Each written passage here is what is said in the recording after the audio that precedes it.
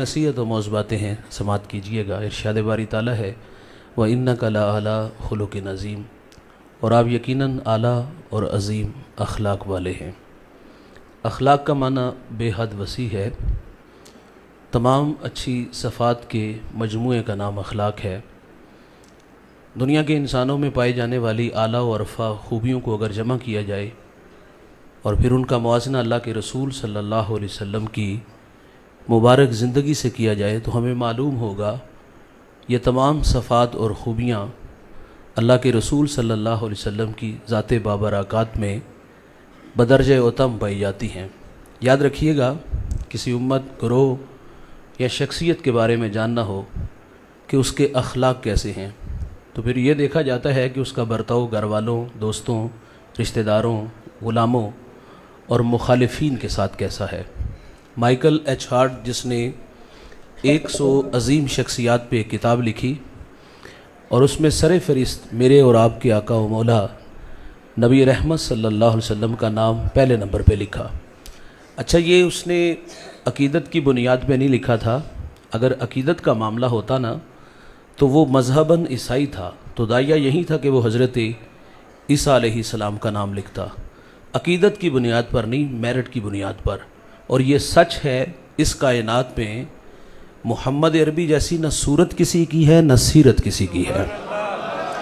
तो हुजूर के अखलाक हसना पे कुछ बातें हैं। मैंने अर्ज़ किया, अगर अखलाक देखने हो तो ये देखा जाता है कि उसका बर्ताव घर वालों के साथ कैसा है। अल्लाह के रसूल सल्लल्लाहु अलैहि वसल्लम का निकाह सैयदा खदीजा से 25 साल की उम्र में हुआ। 15 साल की रफ़ाकत, 40 साल उम्र हुई तो पहली वही नाज़िल हुई। वो एक फ़्रांसीसी मुफक्किर कहता है कि घर वाले हीरो नहीं मानते। 15 साल की रफ़ाकत है, पहली वही नाज़िल हुई। हुजूर घर तशरीफ़ लाए और सैयदा से अर्ज़ किया कि मुझे चादर दो, और साथ कुछ खदशात का भी ज़िक्र किया। तो सैयदा के लफ्ज़ सुनिएगा। आप फरमाती, कल्ला वल्लाहि ला युहज़िकल्लाहु अबदा।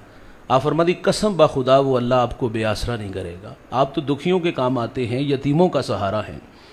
तो ये घर वालों की अकीदत है रसूलुल्लाह सल्लल्लाहु अलैहि वसल्लम के साथ। इब्ने असाकिर बयान करते हैं, मक्का में कहत पड़ा तो कुछ लोग जनाब अबू तालिब के पास आए और आके अर्ज़ किया गया कि वादियाँ खुश्क हो गई, जानवरों के लिए सरसब्ज़ घास का एक तिनका नहीं, अहले खाना भूख में मुब्तला हैं, आप औलाद इस्माइल से हैं, चले और अल्लाह से बारान रहमत की दुआ करें।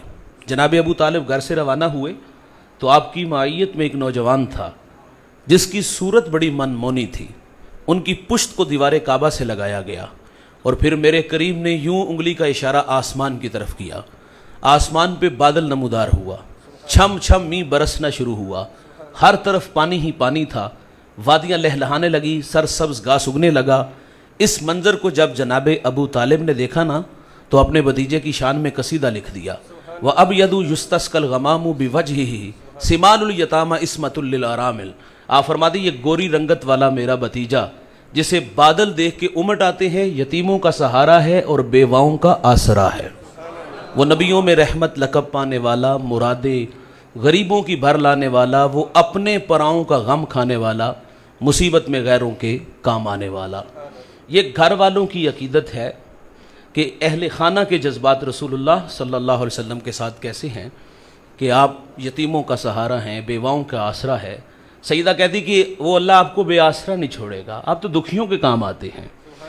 अगर अखलाक देखने हो तो ये देखा जाता है कि उसका बर्ताव घर वालों के साथ कैसा है। सैयदा आयशा रदी अल्लाह ताला अन्हा, आप फरमाती, हुजूर जब रात को घर तशरीफ़ लाते तो ये हुजूर की आदत मुबारक थी कि हुजूर आहिस्ता कदम से घर में दाखिल होते और आहिस्ता आवाज़ में सलाम करते। अगर कोई बेदार होता तो वो सलाम का जवाब दे देते, और अगर कोई आराम कर रहा होता तो उसकी नींद का ख्याल रखा जाता। सैयदा आयशा रदी अल्लाह ताला अन्हा फरमाती हैं, आपसे सवाल किया गया कि हुजूर के जब घर तशरीफ़ लाते तो क्या मामूलात होते हैं। पूछने वाले की गरज थी कि तस्बीह व तहलील, ज़िक्र व अज़कार की बातें होंगी। लेकिन सैयदा फरमाती, हुजूर जब घर तशरीफ़ लाते हैं ना, बकरी का दूध धो लेते हैं, कपड़ों को पेबंद लगा लेते हैं और हुजूर अपना जूता भी गांठ लेते हैं। यहाँ एक सवाल है, क्या ये सारे काम अज़वाज करके नहीं दे सकती थी? हुजूर अपना काम खुद क्यों करते हैं? ये उम्मत की तालीम के लिए था। जो अपना काम खुद करते हैं उनकी तबीयतों में इज्जत पैदा होता है, اور جو اپنا کام خود نہیں کرتے دو باتیں ہوں گی، یا متکبر ہوگا یا پھر وہ سست ہوگا۔ ہمیں لوگ ملتے ہیں، ہم نے لوگوں کے رویے دیکھے پڑے ہیں، اور فخریہ لہجے ہوتے ہیں کہ میری گاڑی کا دروازہ کھولنے والا ملازم الگ، میرے کپڑے دھونے پریس کرنے والا الگ، میرے جوتے پالش کرنے والا الگ، مجھے اپنا کام خود کرنے کی کیا ضرورت؟ اللہ فرماتا ہے محبوب اگر آپ کہو تو ہم بطح مکہ کو سونے چاندی کا بنا دیں۔ یار جس کے دربان ابو بکر و عمر جیسے لوگ ہوں، وہ اپنا کام خود کریں۔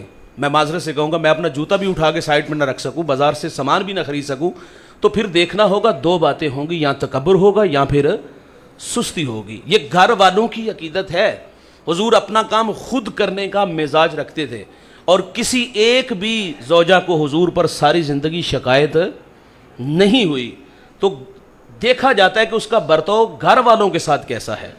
اور سنیے گا یار، اللہ کے رسول صلی اللہ علیہ وسلم جب بدر کے لیے تشریف لے گئے نا، تو حضرت عثمان غنی کو ارشاد فرمایا کہ آپ رک جائیں، آپ کی زوجہ حضرت رقیہ رضی اللہ تعالیٰ عنہ بیمار ہیں، اور آپ ان کی تیمارداری کریں۔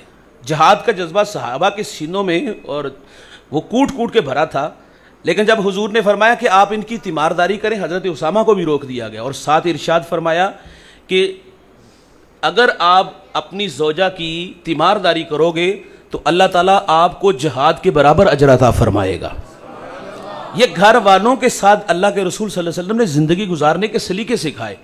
یہاں میں ایک بات عرض کروں گا اور رک کر کے عرض کروں گا، سیدنا عثمان غنی رضی اللہ تعالی عنہ آپ بیوی کی تیمارداری کے لیے رک گئے، اور حضور نے اس پر کتنا بڑا اجر ارشاد فرمایا۔ لیکن ہمارے معاشرے کا ستم پتہ کیا ہے؟ اگر ہماری خاتون خانہ خدا نہ خواستہ کسی بیماری میں وہ مبتلا ہو جائے، دیکھیں صحت اور بیماری میرے اللہ کی طرف سے ہے، تو ہم نے لوگوں کے رویے دیکھے پڑے ہیں۔ اگر گھر والی بیمار ہو جائے نا، پہلی بات تو ہم تانے دے دے کے مار دیتے ہیں، یہ آئی بیمار سی، یہ بیماری ساڑھے گل پینی سی، اور پھر باقاعدہ ہم اکساتے ہیں اپنی اولاد کو کہ انہوں فارغ کر، تیرے واسطے اسی کڑیاں دی لائن لا دیاں گے۔ میں رویوں کی بات کر رہا ہوں۔ اور بعض لوگ جو اپنے آپ کو بڑا شریف سمجھتے ہیں نا، وہ کہتے چلو اس سے اجازت لے لو، وہ بیماری سے جنگ لڑ رہی ہے۔ اس وقت تو شوہر کی توجہ کی ضرورت تھی، اور میاں بیوی کا رشتہ بڑا خوبصورت رشتہ ہے، تو جہاں شوہر کی ضرورت تھی، عورت کو شوہر کی ضرورت تھی، تو وہاں شوہر کا رویہ کیا تھا؟ 3-4 ماہ نہیں گزرتے بھائی جان، لوگ فیصلہ کرتے ہیں کہ آپ دوسرا نکاح کر لو۔ مجھے ایک خاتون نے باہر سے کال کی، اور وہ کہتی کہ مجھے کوئی ٹی بی کا مرض لاحق ہوا، تو میرا شوہر پاکستان آیا اور اس نے آ کر کے یہاں نکاح کر لیا۔ وہ کہتی مجھے اس بیماری نے نہیں توڑا، اس بیماری نے نہیں مارا، مجھے شوہر کے رویے نے مارا۔ دیکھیں نکاح کرنے میں، شادی کرنے میں کوئی حرج تو کوئی نہیں، لیکن یار کو تھوڑا سا انتظار ہی کر لو۔ وہ بیمار ہے اور آپ ایک سوکن لاگ اس کے اوپر بٹھا رہے ہو، یہ ہمارے رویے ہیں۔ لیکن اچھے لوگ بھی ہمارے معاشرے میں آئے۔ میرا ایک دوست ہے اور بڑا محبوب دوست ہے، اس کی بیوی بیمار ہوئی، گھر والوں نے، دوستوں نے، رشتہ داروں نے بھی کہا کہ ڈاکٹر حضرات نے بھی کہا کہ یہ بچے گی بھی نہیں اور اولاد بھی نہیں ہوگی، لیکن وہ کہتا ہے کہ میں اپنی جگہ پہ قائم رہا کہ اگر اللہ نے زندگی اس کو دی تو میں اس کے ساتھ اتنی دیر تک میں دوسرا نکاح نہیں کروں گا جتنی دیر تک یہ میرے نکاح میں ہے۔ وہ کہتا ہے میں نے اس پر پیسہ بھی پانی کی طرح بہایا، اور میرا دل کہتا تھا کہ اللہ اس کو شفا دے گا۔ تو بھائی جان پھر اللہ نے اس کو صحت بھی دی، اولاد بھی دی۔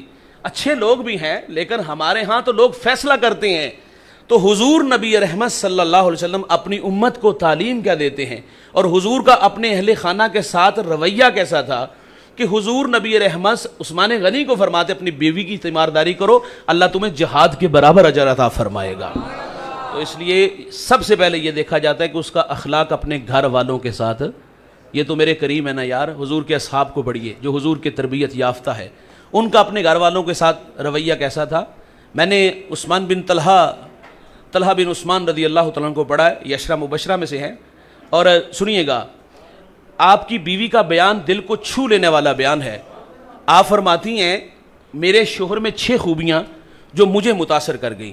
بھائی جان شوہر میں 6 خوبیاں ہونا تو گھر جنت کا ماحول دیتا ہے۔ آپ فرماتی میرے شوہر کی اچھی عادت کیا ہے؟ جب یہ گھر آتے ہیں تو مسکراتے ہوئے آتے ہیں۔ ان کی دوسری اچھی عادت یہ ہے جب یہ گھر سے جاتے ہیں تو مسکراتے ہوئے جاتے ہیں، آتے بھی مسکراتے، جاتے بھی مسکراتے۔ اچھا بعض لوگ باہر اچھے ہوتے ہیں، گھر اچھے نہیں ہوتے۔ وہ میاں صاحب فرماتے لوکی منو منہ آتے خول چڑھا کے مل دے۔ اچھا بننے کی اچھی ادائیں ہوتی ہیں وہ اچھے ہوتے نہیں. بعض لوگ باہر اچھے ہوتے ہیں گھر اچھے, اور بعض ایسے بھی ہوتے ہیں نہ گھر اچھے نہ باہر اچھے. تو تیسری اچھی عادت آپ فرما دی میرے شوہر کی کہ یہ خرچ دینے میں بخل نہیں کرتے. دیکھو میاں بیوی کا رشتہ بے تکلف رشتہ ہوتا ہے. بیوی شوہر سے خرچ مانگنے میں جھجک محسوس نہیں کرتی, اور شوہر اپنی حیثیت کے مطابق دے گا. لیکن ہم نے اپنے معاشرے میں دیکھا یہ ڈیوٹی ہم کسی اور کے کندھوں پہ ڈال دیتے ہیں.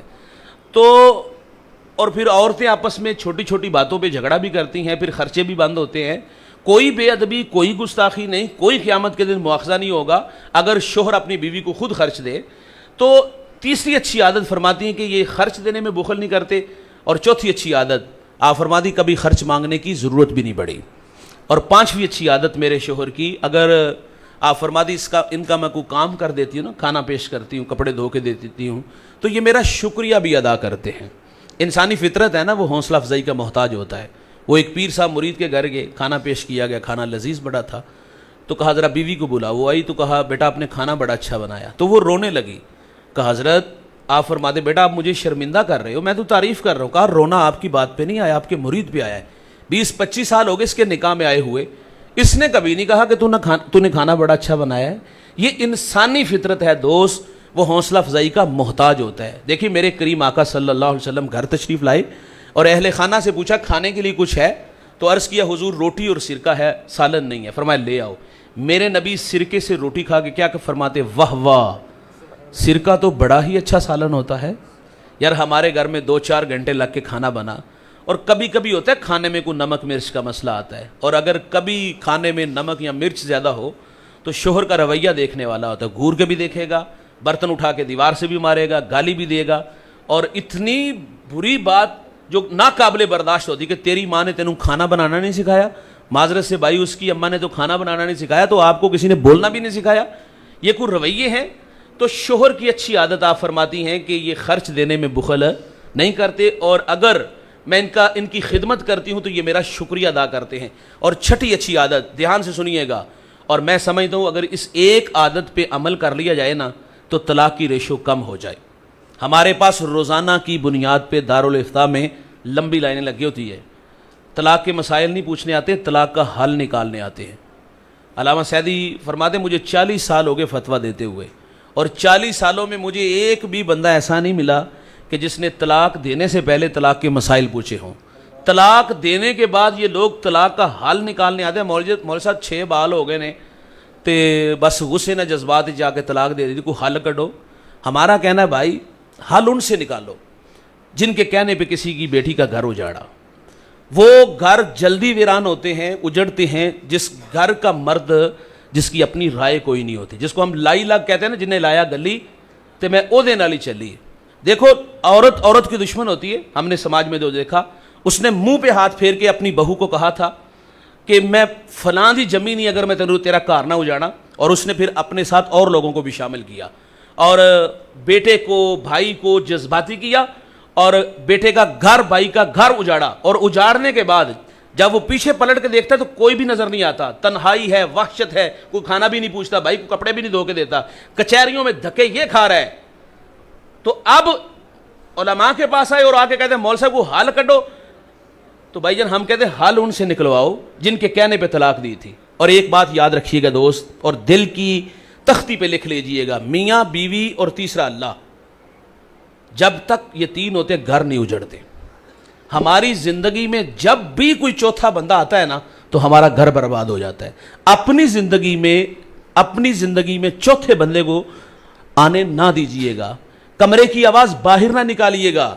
تو میں نے عرض کیا شوہر کی چھٹی اچھی عادت, اور اگر اس پر عمل کر لیا جائے تو طلاق کی ریشو کم ہو جائے. آپ فرما دی میرے شوہر کی اچھی عادت کیا ہے؟ آپ فرما دی اگر کسی بات پہ ناراضگی ہو جائے نا, تکرار ہو جائے, تو آپ فرما دی میرا شوہر مجھے بہت جلد معاف کر دیتا ہے. تو ہم کیا کہتے ہیں پتر انہوں طلاق دے, انہوں 6 مہینے لو آئے دی عقل ٹکانے آ جائے, تو یہ 6 ماہ کو ہماری بہن بیٹی کو لگوائے تو کیا ہمیں اچھے لگیں گے؟ یہ رویے اچھے نہیں ہیں بھائی. میرے نبی نے زندگی گزارنے کے سلیقے سکھائے. اخلاق دیکھنے ہوں تو بھائی جان یہ دیکھا جاتا ہے کہ اس کا رویہ گھر والوں کے ساتھ کیسا ہے. تو اللہ کے رسول صلی اللہ علیہ وسلم کی ازواج کے جو جذبات تھے رسول اللہ کے بارے میں, یار حضور سیدہ پانی نوش فرما رہی ہیں. حضور فرماتے اس میں سے کچھ بچا لینا. انہوں نے بچا لیا اور حضور فرماتے اب یہ بتائیں کہ آپ نے کہاں ہونٹ رکھ کے پانی پیا؟ تو سیدہ عائشہ نے عرض کیا حضور یہاں لب رکھے تو میرے محمد وہیں لب رکھ کے پانی پیتے ہیں. سیدہ خدیجہ رضی اللہ تعالی عنہا فاطمہ الزہرا سے فرماتی بیٹا جاؤ ابو سے کہو کہ وہی کے وقت جو چادر آپ کے کندھوں پہ ہوتی تھی وہ مجھے عطا کر دے. تو آپ نے جا کے عرض کیا تو حضور فرماتے بیٹے جاؤ والدہ سے پوچھو کہ وہ چادر کیا کرنی ہے.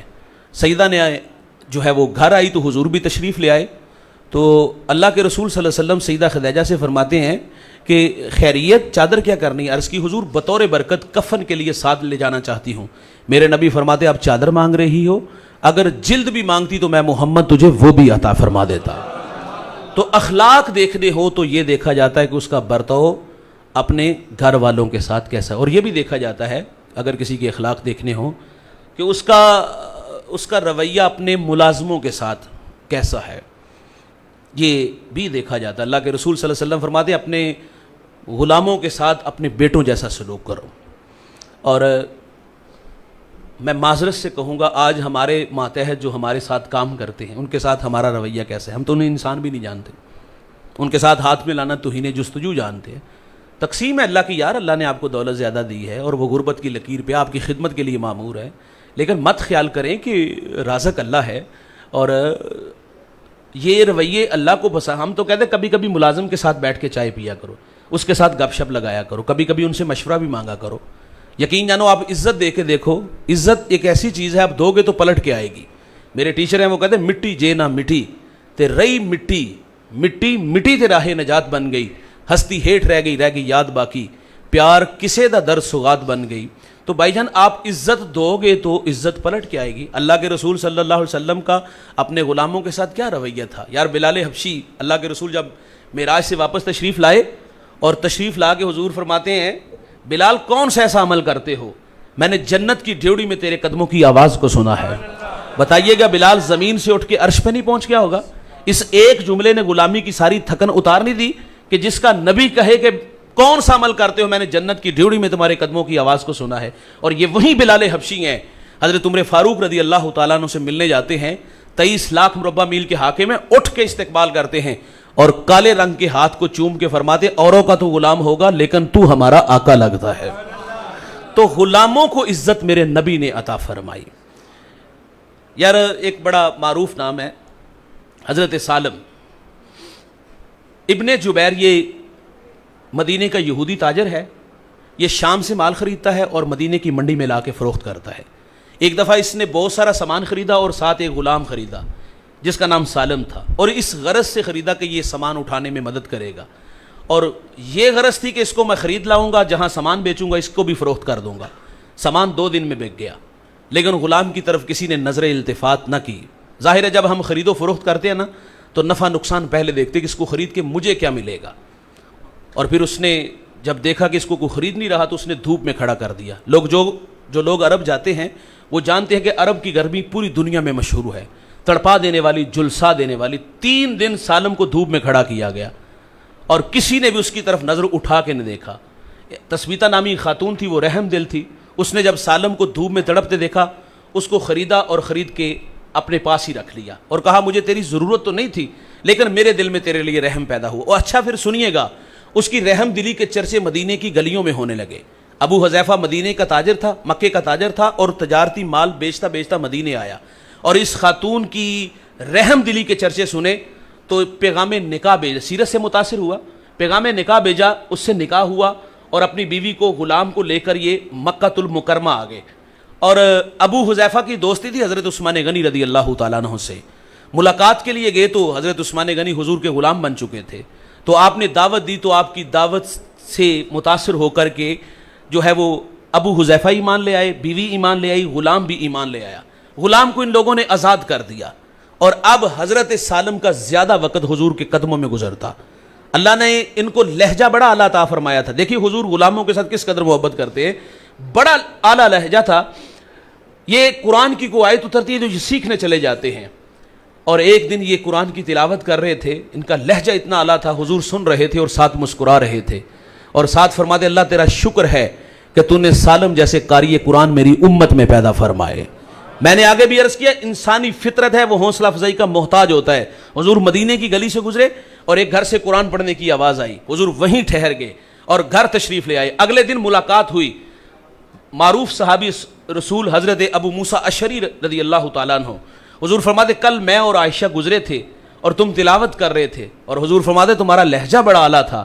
عرض کی حضور اگر مجھے پتا ہوتا کہ آپ سن رہے ہیں تو میں اور سوار کے پڑھتا.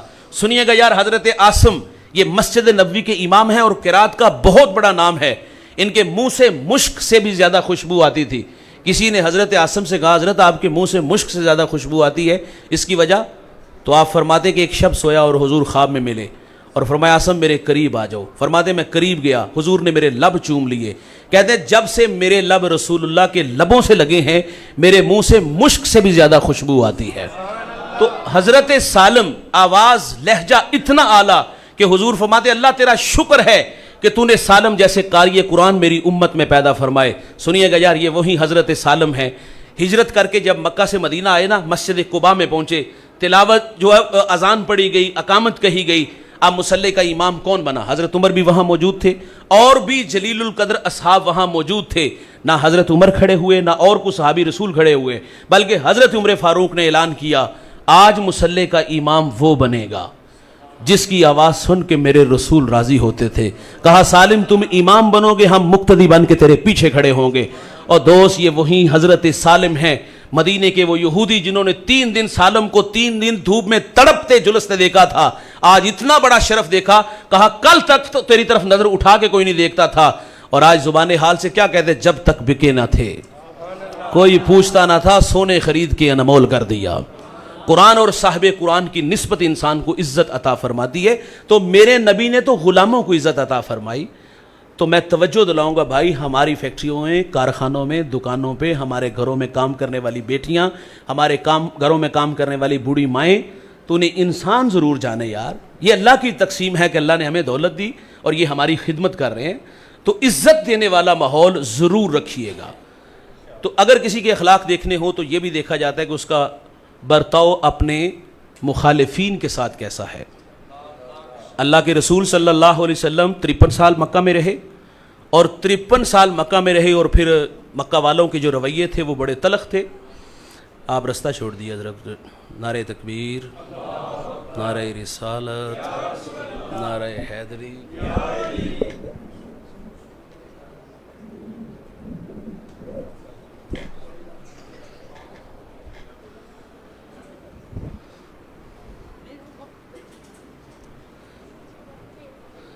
بھائی جان میں یہ عرض کر رہا تھا 53 سال حضور نے مکہ میں گزارے اور مکہ والوں کے رویے بڑے تلخ تھے. لوگوں نے پتھر مارے, کانٹے بچھائے, اجریاں پھینکی, گلے میں رسی ڈال کے تو دیا گیا اور حضور کو ہجرت پہ مجبور کیا گیا. حضور جب ہجرت کر کے مکہ سے مدینہ آنے لگے نا تو حضور کی آرزو تھی کہ میں حرم کعبہ میں اللہ کے حضور اپنی نیازمندیاں پیش کروں. تو اللہ کے رسول صلی اللہ علیہ وسلم نے حضرت عثمان بن طلحہ سے کہا کہ مجھے چابی دو. کہا چابی نہیں ملے گی. حضور فرماتے ایک وقت آئے گا یہ چابی میرے پاس ہوگی. کہا یہ صرف باتیں ہیں. طبیعت میں تلخی بڑی تھی. اللہ کے رسول صلی اللہ علیہ وسلم نے مکہ کو چھوڑا اور مدینہ آ گئے. مکہ چھوڑنا آسان نہیں تھا بھائی. فطری محبتیں 4 ہیں, وطن, مال, اولاد اور جان.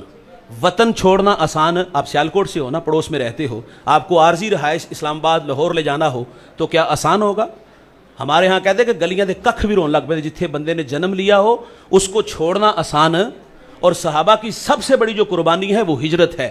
مکہ چھوڑنا آسان نہیں تھا.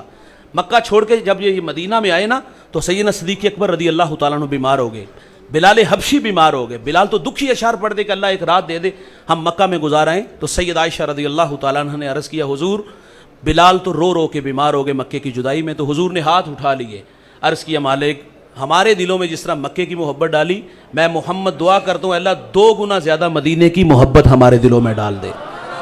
مکہ چھوڑ کے حضور مدینہ آئے, اور سنیے گا دوست حضور فاتح بن کے پھر مکہ بھی تشریف لے گئے. 10,000 کا لشکر ہے, اور آپ فاتحین کو پڑھیے گا. نیپولین بہت بڑا فاتح گزرا ہے, بستیاں اجاڑ دیتا تھا, اور اللہ کے رسول صلی اللہ علیہ وسلم اب 10,000 کا لشکر لے کے واپس مکہ آئے, فاتح بن کے آئے. راوی لکھتا ہے کہ جب حضور مکہ میں داخل ہوئے نا تو حضور کی پیشانی اونٹ کی کوہان کے ساتھ لگی ہوئی تھی. اس عاجزی اور انکساری سے حضور مکہ میں داخل ہوئے، ابو سفیان نے ہاتھ جوڑے تھے کہ مہربانی فرمائے، فرمائے من دخل دار ابی سفیان فہو آمنا، جو تیرے گھر میں داخل ہو جائے گا امان دی جائے گی۔ عرض کی حضور گھر تو چھوٹا ہے، فرمائے کنڈیاں بند کر لے، ہتھیار پھینک دے، امان دی جائے گی۔ بھائی جان اللہ کے رسول صلی اللہ علیہ وسلم نے اس دن کیا فرمایا؟ لا تثریب علیکم اليوم، آج کے دن کوئی مواخذہ نہیں۔ فرمایا میں تم سے وہی کہوں گا جو میرے بھائی یوسف نے اپنے بھائیوں سے کہا تھا، فرمایا جاؤ میں محمد تم سب کو معاف فرماتا ہوں۔ یار اس موقع پر جو ہے وہ حضرت وحشی بھی آ گئے، حضور مہربانی فرما، حضور فرمایا معاف کیا، لیکن اتنا فرمایا کہ میرے سامنے نہیں آنا، سامنے آؤ گے تو مجھے چچا یاد آئے گا۔ پیچو تاب کھاتے رہے، شام چلے گئے اور دعائیں مانگتے رہے، اللہ مجھے موقع دے دے، میں نے اسلام کا بہت بڑا نقصان کیا ہے۔ تو پھر جب یمامہ کی جنگ چھڑی اور مسیلمہ کذاب کو وہ نیزہ سنبھال کے آپ نے رکھا ہوا تھا، اسی نیزے کے ساتھ آپ نے مسیلمہ کذاب کو ذبح کیا، اور آپ اللہ کا شکر ادا کرتے اگر میں نے اسلام کا بڑا نقصان کیا تو میں نے اسلام کا بڑا دشمن جو ہے وہ اپنے ہاتھوں سے کاٹ کے رکھ دیا۔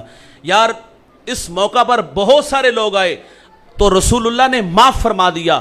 عثمان بن طلحہ جنہوں نے چابی نہیں نہ دی تھی، فرمایا بلاؤ عثمان بن طلحہ کو، حاضر خدمت ہوئے، فرمایا میں نے کہا تھا نا کہ ایک وقت آئے گا کہ یہ چابی میرے پاس ہوگی۔